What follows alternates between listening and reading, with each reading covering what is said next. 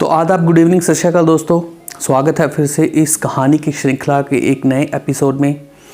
दोस्तों, मैं आप सब लोगों का तहे दिल से धन्यवाद करना चाहता हूं। जिस तरह से पुरानी वीडियोस में आप सब लोगों ने मुझे प्यार दिया, मेरे काम की सराहना की और मुझे और कहानियां बयान करने के लिए मोटिवेट किया, तो मैं आप सब लोगों का तहे दिल से धन्यवाद करता हूं। दोस्तों, आप सब लोगों ने बहुत सी ऐसी कहानियां सुनी होंगी जिसमें किडनैपिंग इन्वॉल्व होती है, रैंसम इन्वॉल्व होती है, किडनैपर इन्वॉल्व होता है और उस सिचुएशन में पेरेंट्स के दिल में क्या बीत रही होती है ये भी आप सब लोग बखूबी जानते होंगे। पर दोस्तों, कई बार ऐसा हो जाता है कि जिसकी किडनैपिंग हुई होती है उसके बदले में किडनैपर जो है पैसे तो वसूल कर लेते हैं, पर किडनैप किए हुए बच्चे को या किसी परिवार के मेंबर को वो वापस नहीं लौटाते हैं। उसका कारण ये होता है कि या तो वो उसको मार चुके होते हैं या मार ही चुके होते हैं, क्योंकि इसके अलावा और कोई पॉसिबिलिटी बचती ही नहीं है। दोस्तों, क्राइम की दुनिया में, रिपोर्टिंग की दुनिया में और किडनैपिंग के केसेस में एक चीज़ बहुत पॉसिबल है कि अगर किडनैपिंग हुई है तो अगर किडनैपर बहुत ज़्यादा टाइम ले रहा है तो उस केसेस में अगर वो केस की न्यूज़ अगर मीडिया तक नहीं पहुंचती है तो बच्चे की या उस किडनैप हुए फैमिली मेंबर की जान को इतना खतरा नहीं होता है। अगर वो न्यूज़ मीडिया में चली जाती है, जगह जगह फैल जाती है, तो वहाँ पे मोस्ट पॉसिबल चांसेस हैं कि उस किडनैप किए हुए पर्सन की जान खतरे में है और ये पॉसिबल है कि उसको मार दिया जाएगा।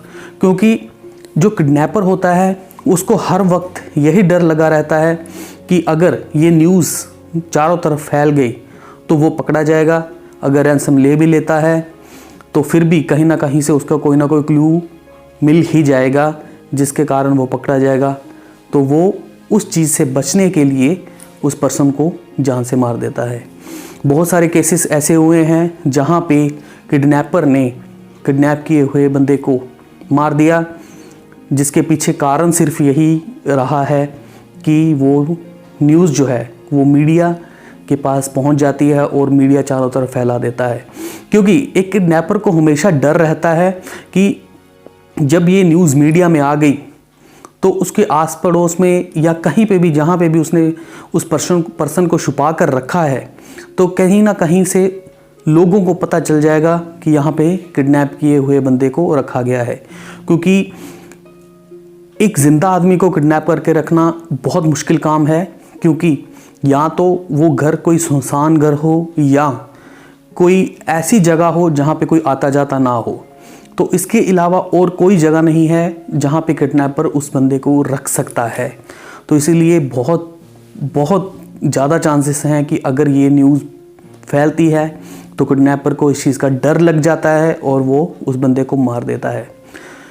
यही कहानी जो मैं आज बयान करने जा रहा हूँ, इस कहानी में भी एक यही मैसेज है कि किस तरह से एक बच्चे को किडनैप किया गया, किस तरह से उसके पेरेंट्स ने उसके बच्चे को लाने के लिए फिरौती दी और फिर भी उनको उनका बच्चा नहीं मिला। दोस्तों, कहानी है जबलपुर की। 15 अक्टूबर 2020 का ये वाक़या है। जबलपुर के रहने वाले मुकेश लांबा अपनी डेली रूटीन के हिसाब से घर से निकलते हैं, जिनका पत्थर का कारोबार है और रियल एस्टेट का भी वो काम करते हैं। तो मुकेश लांबा डेली रूटीन के हिसाब से घर से निकलते हैं और उनका घर का काम भी उसी हिसाब से चलता है जैसे कि हर रोज़ की तरह चल रहा होता है। शाम को उनका बेटा आदित्य लांबा मंदिर को जाता है और मंदिर में जाने के बाद वो घर वापस आता है, अपनी माँ से 50 रुपये लेता है और पास की दुकान से चिप्स लेने के लिए निकलता है। तो जैसे ही वो चिप्स लेने के लिए निकलता है तो दुकान से बाहर आता है तो उसको कुछ लोग मिलते हैं और उससे पूछते हैं कि मुकेश लांबा के घर जाना है। तो वो बच्चा उनको कहता है कि मुकेश लांबा, ये तो मेरे ही पापा का नाम है, आइए मैं आपको ले चलता हूँ। तभी उन्होंने क्या किया, तभी उन्होंने बच्चे को उठाया, अपनी गाड़ी में बिठाया और उसको वहाँ से ले गए। बच्चा अनजान था, 13 साल का आदित्य लांबा इस चीज़ से बिल्कुल ही अनजान था कि उसके साथ क्या होने वाला है। तो वो बच्चे का मुंह बंद करते हैं ताकि वो चिल्लाए ना, बोले ना, और उसको गाड़ी में बिठाकर चल जाते हैं। काफ़ी देर इधर उधर घूमते हैं, भटकते हैं, और फिर थोड़ी दूर जाकर रात को 9 बजे वो मुकेश लांबा को फ़ोन करते हैं, उनके घर पे फ़ोन करते हैं।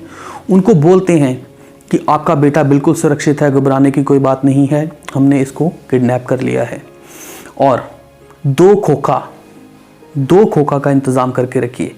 2 खोखा मीन्स 2 करोड़।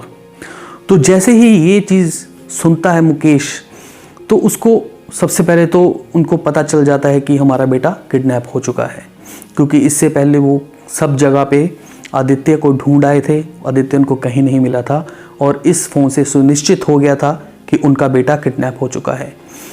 तो मुकेश लांबा ने उनको बोला कि देखिए, मैं एक साधारण सा आदमी हूँ, आपको कोई गलत फहमी हुई है, मेरे पास इतने पैसे नहीं हैं। तो उन्होंने मुकेश लांबा को बोला कि देखो, अगर अपने बच्चे को सही सलामत चाहते हो तो जल्दी से जल्दी पैसों का इंतज़ाम करो, हम कल सुबह फ़ोन करेंगे। मुकेश लांबा घबराए हुए पुलिस को फ़ोन करते हैं, और पुलिस जल्दी से जल्दी उनके घर पे पहुंच जाती है। सारी स्थिति पुलिस को समझाई जाती है, उनके फ़ोन सर्वेलेंस पे डाले जाते हैं, और पुलिस अपनी कार्रवाई शुरू कर देती है। सुबह होते ही 9 बजे उन किडनैपर्स का फिर से फ़ोन आता है। उन्होंने कहा कि आज शाम तक 2 करोड़ का बंदोबस्त करके रखिए, और हम आपको समय बताएंगे कि कब आप कहाँ पे पैसे लेकर आएंगे और अपने बच्चे को लेकर जाएंगे। तो मुकेश लांबा उनके सामने गिड़गिड़ाता है कि देखिए, मैं इतने पैसों का इंतज़ाम कहाँ से करूँगा, मेरे पास इतने पैसे नहीं हैं। बट किडनैपर जो थे वो अड़े हुए थे, उन्होंने कहा था कि हम 2 घंटे के बाद फिर से फ़ोन करेंगे, पैसों का इंतज़ाम करके रखिएगा। और किडनैपर्स जो थे वो फ़ोन रखते हैं, और उसके बाद मुकेश लांबा और उसकी फैमिली सभी सदमे में थे। पुलिस जो थी वो अपनी कार्रवाई में लगी हुई थी, बट पुलिस कहीं भी उनके आसपास भी नहीं पहुंच पाई, क्योंकि उन्होंने जिस फ़ोन का इस्तेमाल इस फिरौती के लिए किया था, उसके सारे डॉक्यूमेंट्स जो थे उन्होंने फर्जी जमा करवाए थे, न्यू सिम निकलवाया था, न्यू फ़ोन लिया था, सिर्फ इसी किडनैपिंग के लिए। तो दोपहर को 2 घंटे के बाद फिर उनके पास फ़ोन आता है। मुकेश लांबा उनको बोलता है, देखिए, मैं इतने पैसों का इंतज़ाम नहीं कर पाया हूँ, मेरे पास सिर्फ 8 लाख हैं। तो किडनैपर उनको फिर से धमकाता है कि देखो, अगर आप अपना बच्चा सही सलामत चाहते हो तो 2 करोड़ का बंदोबस्त कर दो, नहीं तो हम आपके बच्चे को मार देंगे। मुकेश जो था वो गिड़गिड़ाता है, उनसे भीख मांगता है, और उनको बहुत कन्विंस करता है कि मैं इतने पैसे नहीं दे पाऊँगा, मेरे पास इतने पैसे है ही नहीं। फिर जो किडनैपर्स थे बाद में 1 करोड़ तक मानते हैं और बोलते हैं कि 1 करोड़ का बंदोबस्त कर दो, हम आपके बच्चे को सही सलामत पहुंचा देंगे। और फिर उन्होंने फ़ोन रख दिया। मुकेश सोच ही रहा था ये सब कुछ कि कहाँ से पैसों का बंदोबस्त करेगा, कहाँ से उनको ये गलत फहमी लग गई, और करते करते करते शाम हो जाती है। शाम को 4:30 बजे उनको फिर फ़ोन आता है किडनैपर्स का, और किडनैपर्स फिर वही लाइन दोहराते हैं, पैसों का बंदोबस्त हो गया है कि नहीं। मुकेश लांबा उनको फिर से कहता है कि मैं इससे ज़्यादा पैसों का इंतज़ाम नहीं कर पाया हूँ, मेरे पास इससे ज़्यादा पैसे नहीं हैं। तो किडनैपर्स जो थे वो 8 लाख पर मान जाते हैं। फिर किडनैपर्स ने मुकेश को बोला कि आप रात को 10 बजे वहाँ पे एक पास में चौराहा था, वहाँ पे फिरौती के पैसे लेकर आएंगे, और उसके कुछ ही देर बाद आपको आपका बच्चा मिल जाएगा। बट मुकेश उनको इंसिस्ट करता है कि मैं ऐसा बिल्कुल नहीं करूँगा, पैसे की अदला बदली होगी, मैं आपको पैसे दूंगा, आप मुझे उसी वक्त मेरे बच्चे को लौटाएंगे। तो किडनैपर्स ने कहा कि हमारी बात मानने के सिवा आपके पास और कोई ऑप्शन नहीं है, आपको ऐसा ही करना पड़ेगा। फिर वो एक रिकॉर्डिंग सुनाते हैं जहाँ पे आदित्य उनको बोल रहा है कि पापा, मुझे ले जाइए, मैं यहाँ पे इनके पास हूँ, आप मुझे प्लीज़ ले जाइए। तो ये रिकॉर्डिंग सुन के मुकेश और ज़्यादा इमोशनल हो जाता है, तो किडनैपर्स की बात मान लेता है कि ठीक है, मैं पैसे लेकर आऊँगा, पर मुझे मेरा बच्चा मिल जाना चाहिए। तो पुलिस ने उस जहाँ पे पैसे रखने थे, पैसे का एक्सचेंज होना था, वहाँ पे अपने सादी वर्दी में अपने सभी पुलिस कर्मचारियों को, जितने भी उस SIT में थे, इन्वेस्टिगेशन टीम में थे, उन सभी को सादी वर्दी में वहाँ पर खड़े कर दिया, और ताकि इस तरह से उनको ऑर्गेनाइज किया कि किडनैपर्स को पता ना चले।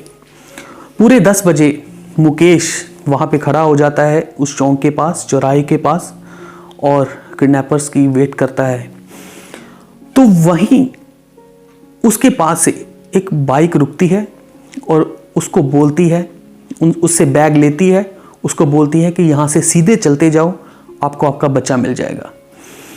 तो वो बैग लेकर चले जाते हैं, और मुकेश जो है वो उसी साइड जहाँ पे किडनैपर्स ने उनको बोला था, उसी साइड चलता जाता है, और आगे जहाँ पे बताया था कि यहाँ पे आपको आपका बच्चा मिलेगा, वहाँ पे रुक जाता है और वेट करता है कि आदित्य उसके पास कब पहुँचेगा। तो मुकेश वहाँ पे इंतज़ार करता है अपने बच्चे का। 1 घंटा, 2 घंटे, 3 घंटे, 4 घंटे बीत जाते हैं, बट आदित्य वहाँ पे उनको नहीं मिलता है। तो जैसे ही पुलिस को इस बात का पता चलता है, तो पुलिस हरकत में आ जाती है, और उनको पता चल गया था कि या तो आदित्य के साथ कुछ बहुत ही बुरा हो गया है, या किडनैपर जो है उनको घुमा रहा है। तो पुलिस उन फ़ोन नंबर को ट्रैक करती है, उनकी लोकेशन चेक करती है, और कहीं ना कहीं से उनको कोई क्लू मिलता है, और वो एक बंदे को उठा लेते हैं। उस बंदे का नाम था रणधीर। रणधीर को जैसे ही उठाते हैं, उसकी मारपीट करते हैं, तो रणधीर टूट जाता है, और रणधीर फिर बताता है कि उसके साथ 2 बंदे और हैं जो इस किडनैपिंग में इन्वॉल्व हैं। तो उन 2 बंदों को भी उठाया जाता है। रणधीर की निशानदेही पर पुलिस वहाँ पहुँचती है, उनको दबोच लेती है, और उसके बाद सारी कहानी वो बयान करते हैं कि किस तरह से उन्होंने आदित्य को किडनैप किया, किस तरह से उन्होंने उस दुकान के बाहर से मुकेश का पता पूछा और फिर आदित्य को उठाया। उन्होंने उससे पहले एक गाड़ी चोरी की थी, उस चोरी की गाड़ी में वो आदित्य को लेकर गए थे, वहाँ पे बिठाया, रात को उसको खाना खिलाया, चिप्स वगैरह खिलाए, और बहुत अच्छे से उसको रखा। उसके बाद जैसे ही खाना खाकर वो निकलते हैं और आखिरी मंजिल तक पहुंचते हैं, 2-3 घंटे में शायद आदित्य की रिहाई भी होने वाली थी। तो उसके बाद वो वहाँ से निकलते हैं। जैसे ही गाड़ी में बैठते हैं, तो वो आदित्य एक बंदे को पहचान लेता है और बोलता है कि अंकल, मैं आपको जानता हूँ, आप एक अंकल के साथ मेरे घर पर आए थे। तो जैसे ही रणधीर ये बात सुनता है, तो उसके रोंगटे खड़े हो जाते हैं, क्योंकि उसको लग गया था कि अब आदित्य ने मुझे पहचान लिया है, तो कहीं ना कहीं से वो बता देगा अपने घर पे कि कौन अंकल थे जो उसको लेकर गए थे, तो इसको छोड़ना अब बेवकूफ़ी होगी। तो वो आदित्य को एक नहर के पास लेकर जाते हैं, गमछे से उसका गला दबाते हैं, उसको मार देते हैं और फिर उसी नदी में फेंक देते हैं। तो पुलिस ने उन सभी की मोडस ऑपरेंडी जो थी वो मुकेश को बताई। तो उनका एक लौता बेटा था आदित्य, जो अब इस दुनिया में नहीं रहा। बच्चे की सिर्फ एक लाइन ने कि अंकल, मैं आपको जानता हूँ, आप एक अंकल के साथ मेरे घर आए थे, और इसी एक लाइन ने उस बच्चे की जान ले ली। मैं इसमें बच्चे का भी कोई कसूर नहीं मानता हूँ, क्योंकि एक बच्चे को, एक छोटे से नादान बच्चे को क्या पता था कि इस एक छोटी सी लाइन से उसकी जान चली जाएगी। बट यहाँ पे एक बहुत बड़ा सोशल मैसेज है कि आप अपने बच्चों को कम से कम इतना समझा कर रखें कि किसी भी अनजान व्यक्ति के साथ अगर उसको इंसिस्ट कर रहे हैं उनके साथ चलने के लिए या उठा कर ले जाते हैं, तो वहाँ पे उसको किस तरह से रहना है, किस तरह से रिएक्ट करना है। मैं मानता हूँ कि ये बहुत मुश्किल काम है, बट फिर भी आप बच्चों को समझा सकते हैं, किसी ना किसी तरीके से आप बच्चों के मन में ये बात बिठा सकते हैं कि किसी भी अनजान व्यक्ति के पास नहीं जाना है, उनसे लेकर कुछ नहीं खाना है, या अगर गलती से अगर बच्चा किडनैप हो जाता है तो उसको वहाँ पे किन बातों का ध्यान रखना है और किस तरह से वहाँ पे उसको रिएक्ट करना है। ये बहुत ही दुखदाई घटना थी। मुकेश के परिवार के साथ एक बहुत बड़ा हादसा हो चुका था। मैं भगवान से दुआ करूँगा कि परमात्मा किसी के साथ भी इस तरह का वाक़या ना होने दे और ना ही किसी के परिवार के मेंबर की ऐसे जान जाए। तो दोस्तों, मैं उम्मीद करता हूँ कि आपको ये कहानी तो मैं इसको नहीं कहूँगा, ये एक हादसा ही था, बट फिर भी एक सोशल मैसेज था।